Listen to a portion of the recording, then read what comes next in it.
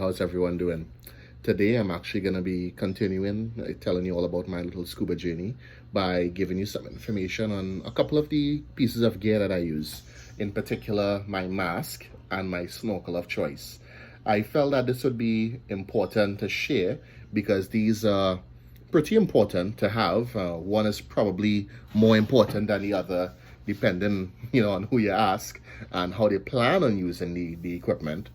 But I think it's the best place to start because, especially where the mask is concerned, it's one of the first pieces of scuba gear that you should purchase when getting started. So the mask of choice, my mask of choice rather, is the Aqualung Reveal. I went with the X1. The Aqualung Reveal has two different models. It has the X1 and the X2. And the only real difference in both of them is the X1 is just one glass. The X2 has a bridge in the middle here, so it's two separate pieces of glass in it. And other than that, they're basically the same. One will fit you, the other one will fit you. It's fine. I went with orange because I like orange accents on my scuba gear. I think it helps in terms of my dive buddies knowing who in the group has which color gear, and I would normally try to get stuff with orange accents. So, just to reflect my personality. Now, talking about this mask here and some of the features, it has this nice solid frame, and then we have the silicone here right around. And you notice here it's very nice and soft, and that's so that you can equalize properly when you're in the water. Because, you're going to be equalizing all the time, basically. And it's very important that you ensure that the mask that you purchase fits you properly. That's actually the most important thing. In fact, I did not decide on getting this mask until trying on other Aqualung masks similar to this one that would have fit the same way. And it was only after trying those on, like the Aqualung, I think it was the Visage and maybe one or two others, that I decided that, okay, I'll probably go with the Reveal. And that's how I selected this mask. And of course, a lot of divers, the professionals, would have like an extra mask strap or even an extra mask with them when they go on trips. I don't at this point. Still very new to this. I just have this one mask and I take care of this one mask. And masks are pretty personal because when you think about it, it's on your face. And you don't want to get someone else's bacteria and so on you. So it's always important to have your own mask. One of the things that I did not know beforehand is that before you use a mask, it has to go through a bit of a preparation process where they do something called mask burning.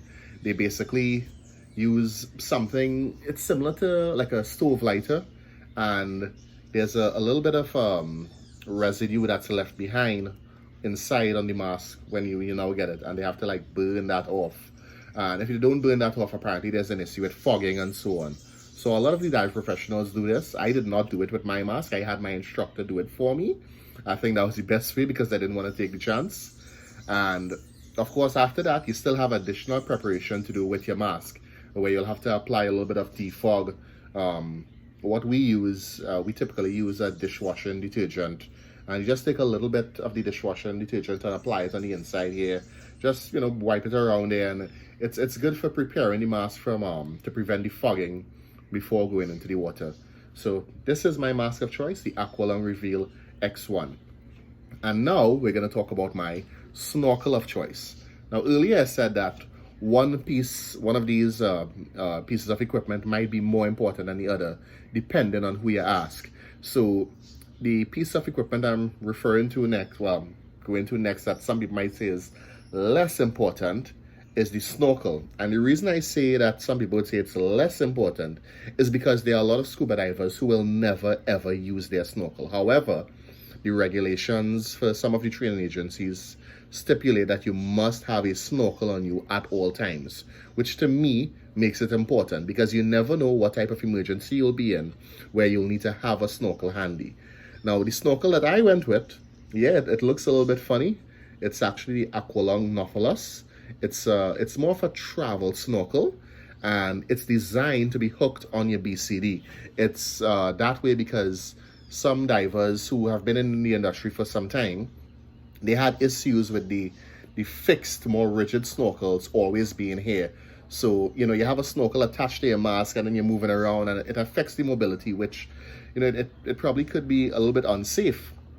So I went with this one here because I would just have it there on the BCD, or maybe inside, maybe clipped a D-ring, maybe inside one of the pockets, but I could always take it out if I need to and start using the snorkel on the surface. Now, let me show you how this snorkel operates. It's like this it looks like a shell. I guess that's why they call it the Nautilus. And you just take it out, and there you have it. This is our snorkel. Now, it's pretty solid. It's not, you know, you can bend it around and so on. You don't have to worry about this breaking in your luggage, which is just a pretty good thing. I mean, there's a little solid part over here, but for the most part, I think this is a pretty good option for having a snorkel that you can travel with, not be too heavy, not worry about getting damage in your luggage, but also not be intrusive, affecting your diving experience. Now, one caveat with this snorkel is that it doesn't have a lot of the protective features that, safety features rather, that a lot of the newer snorkels have. For example, there's no purge valve at all on this. In addition to no purge valve, there's no type of splash guard here to prevent, you know, because I could be underwater using this snorkel, well, on the surface, and one wave come up, hit you, and some water comes in, could go down, and then another wave could come and, you know, it could go down. So if you're going to be using a snorkel primarily for snorkeling, this is not the ideal choice. This is perfect for scuba divers who just want to have something handy in case they have to use it, or, you know, maybe just to ensure that they're not breaking regulations by not having a snorkel on their person. This is perfect for that. But if you're using a snorkel specifically for snorkeling, this is not what I would recommend. You can go with the one of the Cressy dry snorkels or the Aqualung Impulse. There are quite a few, and they're all pretty good. Once you go with one of the more recognized brands, Aqualung, Cressy, Scuba Pro, and so on, you'll be safe. Mares, of course. So, you know, I purchased these. This was on Amazon for about $25 US, I think, at the time. It's a little bit higher right now. I think it's in the vicinity of 35, which is a bit much.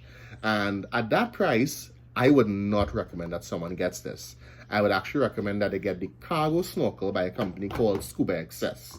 It's the same thing, built the same way, does the same thing. However, it has a splash guard here, which makes it less likely for water to get in if, you know, like a little splash, a little wave or something hit the top of the snorkel.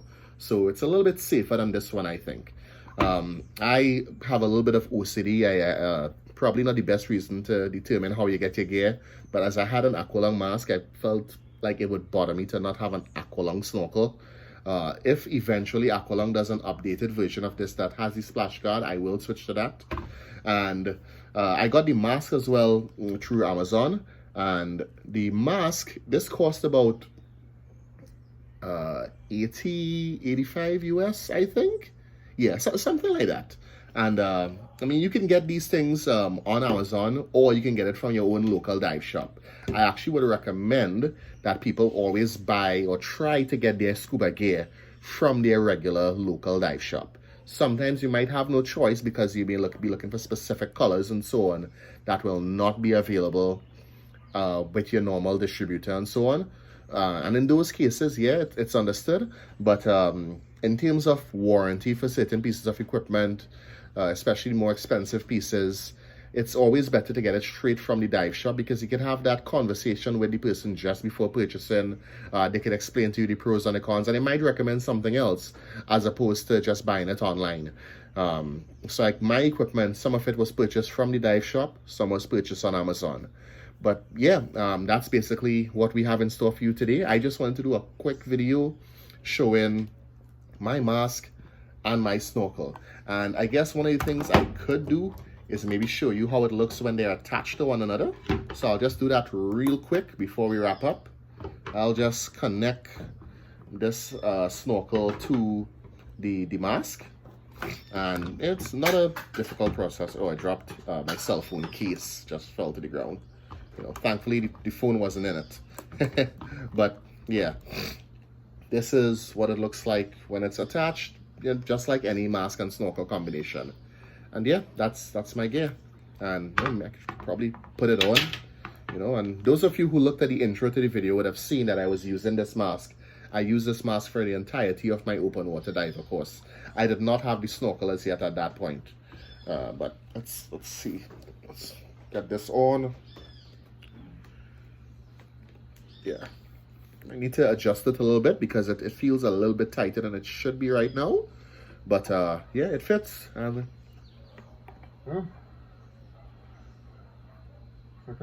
It works. Yeah. So that's it for me today. I hope you all enjoyed this video. Remember to like, share, subscribe. The intention of my videos is to really encourage more people from the Caribbean region to get involved in scuba.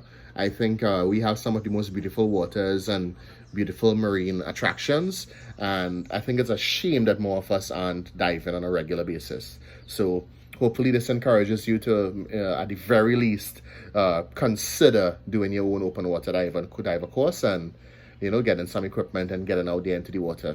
So until next time, see you all around. Bye.